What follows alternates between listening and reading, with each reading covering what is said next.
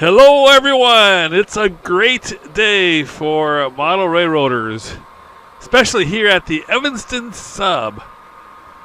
My name is Daryl Cruz, owner and builder of the layout, and your host for a special unpacking of a package from Lombard Hobbies. It's always a great day when I get a package from Lombard Hobbies.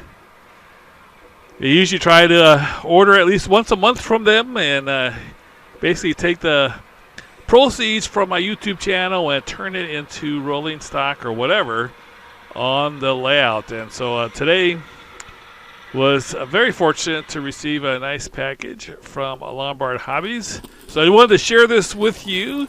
My goal here is to upgrade my intermodal trains.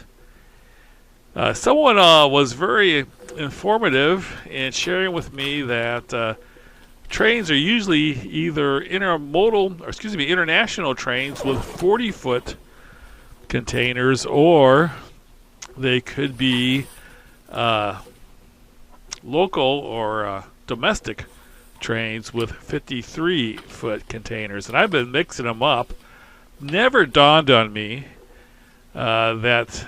that was the case. So I'm kind of changing things up, and one thing I'm getting rid of is my front runners. I have 4 sets of these, and I just kind of figured out that they don't really fit time-wise. I really love these things because the trailers kind of span 2 cars. I thought that was really cool.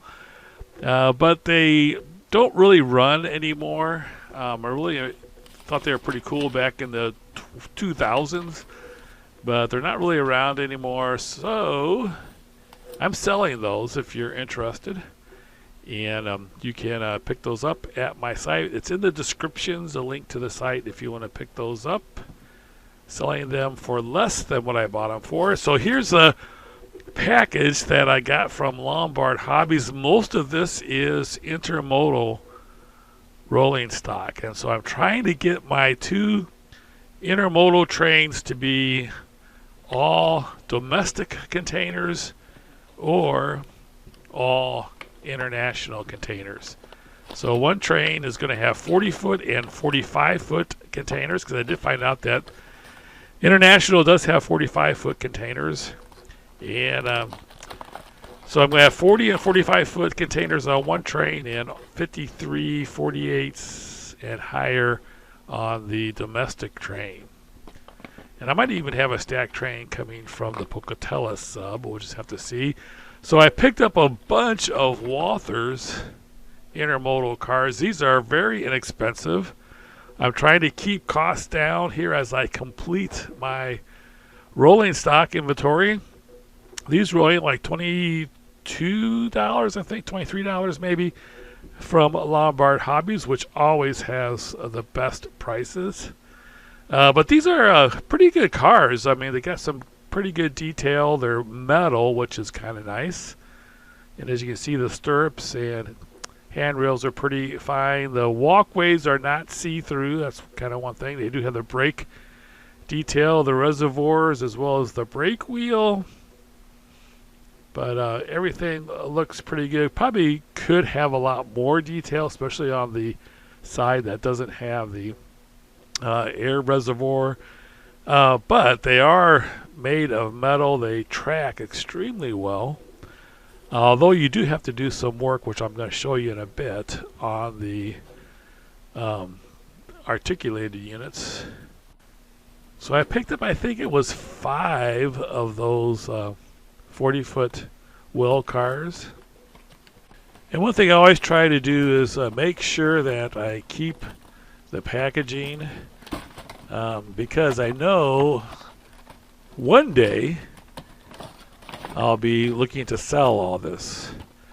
Now, it'll either be myself selling it when I get so old that I can't live in my house and have to move to assisted living or something. I'll try and sell it all before I move and dispose of everything, or it could be sold by my children if I suddenly depart. They will be able to have all the packaging and put everything back in the packages and sell it, and so that they can recoup it as much as possible. So here's some more of the Walthers mainline 40-foot well cars. I think they're Thrall. They're actually, for $22, I really like them. I have come to really like a Walthers mainline. I think they're one of the best deals for the money. I mean, for $22, you get a decent car with some weathering and some nice containers. It's going to be, looking pretty good. So I picked up 5 of those, and then I also picked up some cement cars. I'm kind of, when doing the operations, I noticed that I'm kind of short on cement cars with Wholesome Cement. I also picked up, this has nothing to do with Intermodal, but I saw that Atlas came out with some covered hoppers. So to me, if you're doing modern railroading, you can never have enough covered hoppers, as well as tank cars. So I did pick up one of these. I almost picked up 3 of them. Lombard Hobbies had these at a really good price. I think they was like $30-some. They retailed for like $48, and they were like in the mid 30s. Almost picked up 3 of them, but this was a Southern Pacific patch job, patched into Union Pacific. Nice walkway, see-through, not much coupler rigging or air hose rigging. Not much detail there, but the stirrups are fine. The detailed see-through walkways, nice detail on the troughs, and so forth. I didn't get more than just one because I was just thinking that you probably wouldn't see 3 of these. This is kind of an unusual car. Definitely appropriate for my railroad, but I thought just one of them would be a good representation. I really like those. That's the Atlas Master line. As I said, it was like $48. I saw some places had them for low 40s, and I think Lombard had them for like 35. I've been kind of holding my limit on cars to $35 or less. I'm kind of cutting back on spending a lot of money on cars because I'm trying to complete my rolling stock so that I have enough for the entire railroad. I'm getting close. I have pretty much everything now. Once I have now the Intermodal done.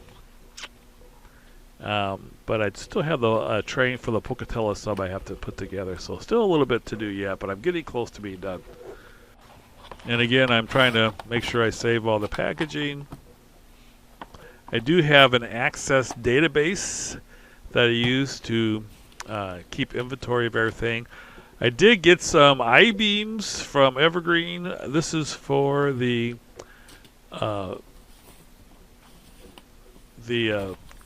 Curvo Bridge that I'm scratch building, one of the mid pier. Then I got some Walthers Proto. These are also in the mid 30s, a little bit more expensive than their main line, but these are outstanding cars. I wish I would have picked up more of these. I think I got 5 of these, but for the price in the mid 30s, they actually were very, very inexpensive, and they're really nice cars, as you'll see here in just a second as I remove the plastic. Again, they're metal. As you can see, I really like TTX. It has the see-through walkways, which look very nice. Not a lot of brake rigging and so on, but a lot of good detail, fine stirrups and handrails, nice printing. Walthers couplers are probably the best non-KD couplers. But these are for the 53-foot well cars. But these look pretty nice. I'm really happy with these, and they With the weight of the metal frames, they track very nice. And so I'm looking forward to having these on the railroad. And I do like the TTX. I like the red TTX. I definitely have more TTX than any other intermodal car. But that's typical for the Union Pacific Railroad, I believe, at least for what I've seen. As you can see, I did get a number of these. I think I got 5 altogether.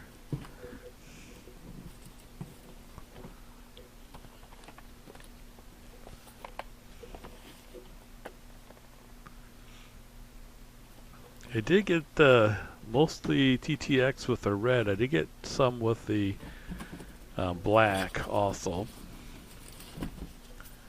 Let's see what else we got here. Some more cement cars. I got 4 cement cars. Those were only like $22. Very inexpensive. And then I did get an articulated. This is a 5-unit articulated, again for 40-foot well cars.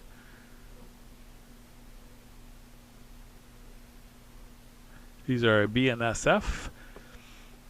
As I said, most of my well cars are BNSF. Excuse me, TTX, but I do have a few BNSF and a couple of others. Now, one thing about these articulated Walthers mainline cars is that they really have the joints a little too tight. As you can see here, there's not much flexibility on this one joint here.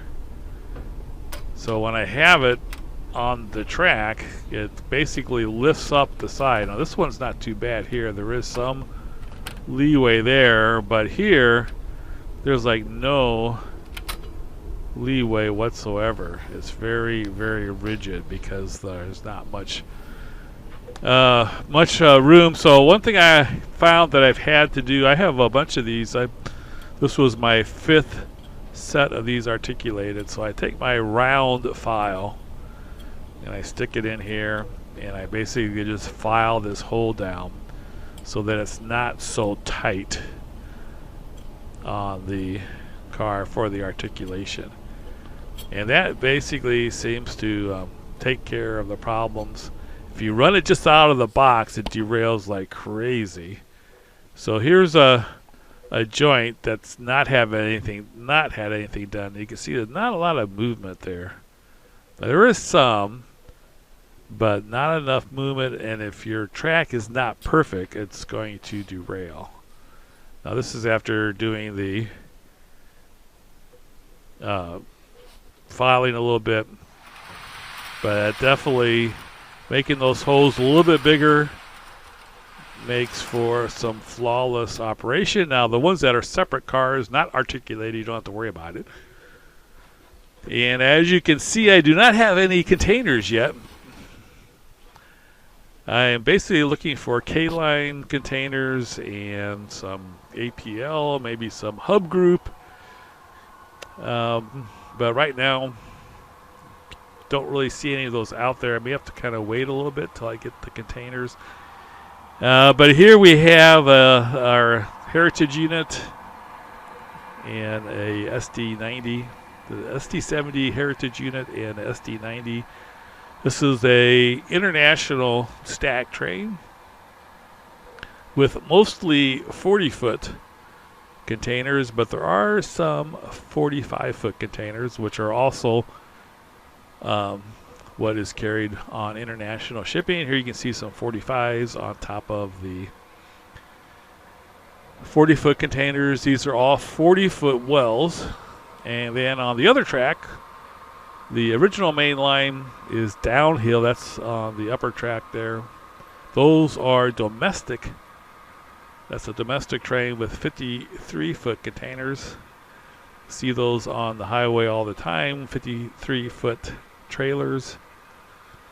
International, though, the ships can only hold 40 and 45. Now here's all the new well cars from Walthers mainline. And as you can see, I don't yet have containers for them. But I am kind of getting there. So now I have 2 stack trains, which I always have, but now it's a little bit more consistent with 40-foot international train in one direction, and then the domestic train. And I'll try and make sure when I have op sessions, I'll have them going in different directions. It won't always be domestic going one. And I'm going to try and make sure I mix up the motive power also. So just kind of give you an idea. These are all 53-foot containers. That's an Athearn articulated unit there. And here are some. Those are the Walther's mainline 53-foot ones that I really like, and then these are some Rapido 53-foot ones. So I think I'm pretty well set for the stack trains. I'm a little bit more realistic. So I'm looking forward to running these trains, and thank you for the people who have kind of brought that to my attention. Appreciate it. Hopefully things are much more realistic. Thanks so much for watching, everybody. Take care. Have a wonderful weekend.